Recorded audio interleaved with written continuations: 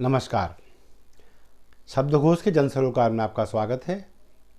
मैं मोहनलाल मोदी आज बात करूंगा उन विडंबनाओं को लेकर जिनके चलते कई लोगों की जान चली जाती है और जब हादसे घटित हो जाते हैं तो फिर शासन प्रशासन सांप निकल जाने के बाद बस सांप की पूंछ पीटते दिखाई देते हैं।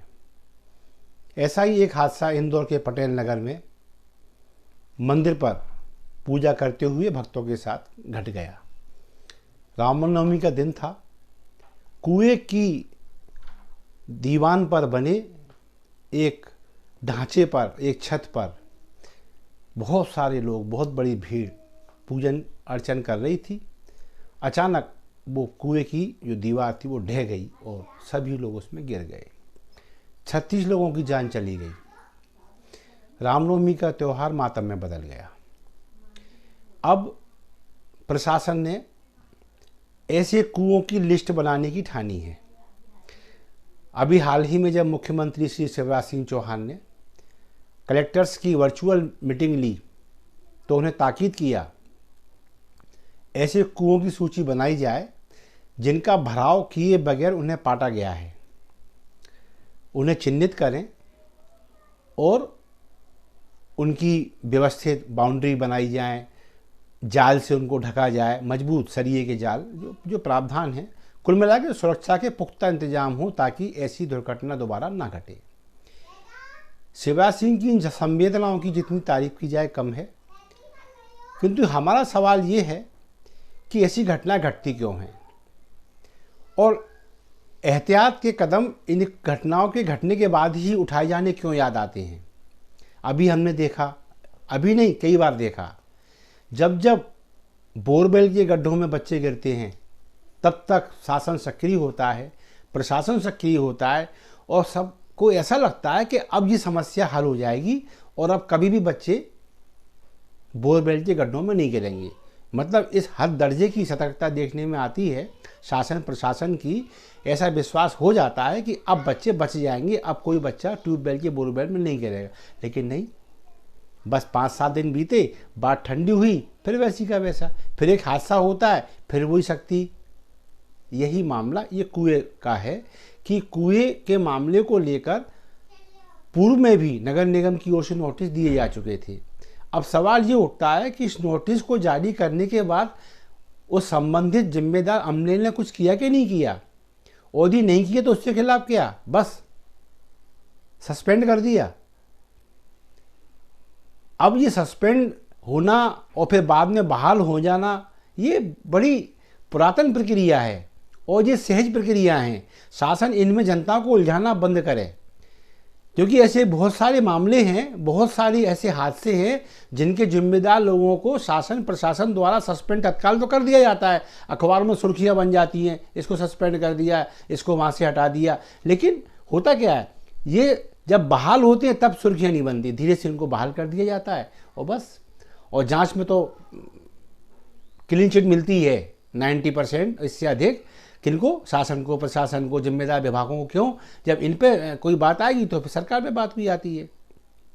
तो ये अलग विषय है। अब विषय आता है कि शिवराज सिंह चौहान ने जो कहा कि ऐसे कुएं चिन्हित किए जाएं, तो कुएं चिन्हित ऐसे ही क्यों किए जाएं जिनको भराव किए बगैर पाटा गया है?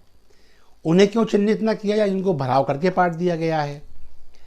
भाई आखिर कुएं पर्यावरण के लिए, जो जमीन के अंदर पानी है उसके लिए बेहद आवश्यक एक ऐसा पारंपरिक स्रोत है जिसे बचाया जाना जरूरी है। भारत में, मध्य प्रदेश में नहीं, भारत में हजारों लाखों कुएं बावड़ियाँ ऐसे हैं जिन पे अवैध कब्जे कर लिए गए और उनके ऊपर छतें बनाकर या उनको भरकर, उनका पुराव करके उन पे इंक्रोचमेंट हो गए, स्थायी इंक्रोचमेंट हो गए, बड़ी बड़ी बिल्डिंगें बन गई। तो शासन को चाहिए ये कि केवल हमें वो बाड़ियाँ चिन्हित नहीं करनी है, वो कुएं चिन्हित नहीं करने हैं जिनको बगैर पुराव किए पाटा गया है। हमें वो बावड़ियाँ भी चिन्हित करनी चाहिए जिन्हें पुराव करके पाटा गया है, जिनमें मलबा भर के पाटा गया है और फिर उन पर कंस्ट्रक्शन कर लिए गए। क्यों, आखिर इन्हें जीवित करना जीव मात्र के लिए आवश्यक है।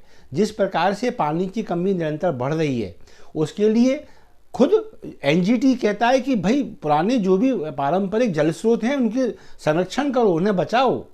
तो कुएं भी उन्हीं में आते हैं, बावड़ियाँ भी उन्हीं में आती हैं। आप पता लगाइए और देखिए कहाँ कहाँ इंक्रोचमेंट हो गए हैं। और जैसी बात आती है, मुख्यमंत्री ने भी कहा, जो बुजुर्ग लोग हैं जिनकी उम्र 70-80 साल 90 साल है, उनसे पूछो आपने कहाँ कुआं देखा था, आपके मोहल्ले में कहाँ बावड़ी थी, अब वो कहाँ चली गई, मालूम चलेगा किसने दवाई है, कहाँ इंक्रोचमेंट है, कहाँ छत डल गई। तो दोनों चीज़ें हैं। एक नंबर, ऐसे हादसे ना हो तो वो छतें जो हैं उनको तो उखाड़ा ही जाना चाहिए, और छत उसमें पक्की मजबूत बने इसकी चिंता अब नहीं होना चाहिए। अब तो ऐसे कुएं चिन्हित किए जाएं जिनको पाटा गया है, किसी भी रूप से पाटा गया हो, चाहे छत बनाकर और चाहे पुराव करके, सब तरह के कुएं बावड़ियाँ चिन्हित हों। जीव मात्र के भले को ध्यान में रखकर इनके सारे मलबे खाली कराए जाएं, सुरक्षात्मक ढंग से मोटे सरियों के जाल इनके ऊपर डाले जाएं, कोई कचरा ना डाले ऐसी व्यवस्था बनाई जाए, और बाउंड्रियां खींची जाएं। साथ में ये ताकीद किया जाए इन कुओं को गंदा करना, इनमें कचरा डालना केवल भूल नहीं अपराध माना जाए। कोई ऐसा कानून भी बनना चाहिए।